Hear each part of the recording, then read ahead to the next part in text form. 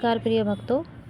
मृतक भाव क्या है? मृतक भाव है जैसे एक मृत शरीर होता है, डेड बॉडी होती है।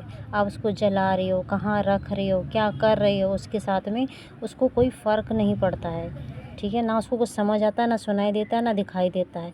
सेम सिचुएशन हमारी तब हो जाती है जब हमें परमात्मा की प्राप्ति हो जाती है, यानी कि हमें सार सत्य की प्राप्ति हो जाती है। तो हमारे अंदर वो भाव उत्पन्न हो जाता है, वो रूहानी भाव है जो सिर्फ विरला को ही प्राप्त होता है। जिसे ये भाव आने लग गया, यानी कि अगर उसका कोई तिरस्कार भी कर रहा है, उसे कोई बुरा भला भी कह रहा है, गाली भी दे रहा है, तो उसे कोई फ़र्क नहीं पड़ रहा, वो सिर्फ मौन है, ठीक है। वो सिर्फ मौन है। ये हालत किसकी थी, ये सिचुएशन किसकी थी, ये किसने पाया ये भाव? पता है आपको? गुरु नानक जी ने, महात्मा बुद्ध ने।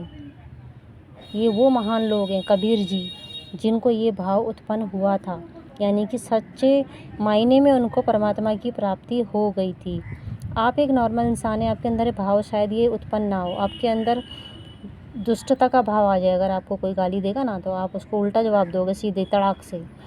लेकिन अगर आप चाहते हैं आपके अंदर भी ये भाव उत्पन्न हो, तो आप क्या कर सकते हैं? आप सिर्फ, जैसे आपको कोई गाली देता है, बुरा भला कहता है, तो आप क्या करें? अगर आपको कोई अच्छा कहता है तो आप कहें तेरा भला हो, बुरा कहता है, आपको गाली देता है तो आप कहें तेरा डबल भला हो। तो ये जब आप कहना शुरू हो जाएंगे ना, धीरे धीरे आपकी जो ना आत्मा की शुद्धि होगी। आपको ना धीरे धीरे ये भाव खुद ब खुद उत्पन्न होगा, मृतक वाला भाव। फिर आपको कुछ बोलने की भी ज़रूरत नहीं पड़ेगी, आप मौन हो जाएंगे, क्योंकि फ़र्क ही पड़ना बंद हो जाएगा। आप एक मृतक शरीर के समान हो जाएंगे। सच साहेब।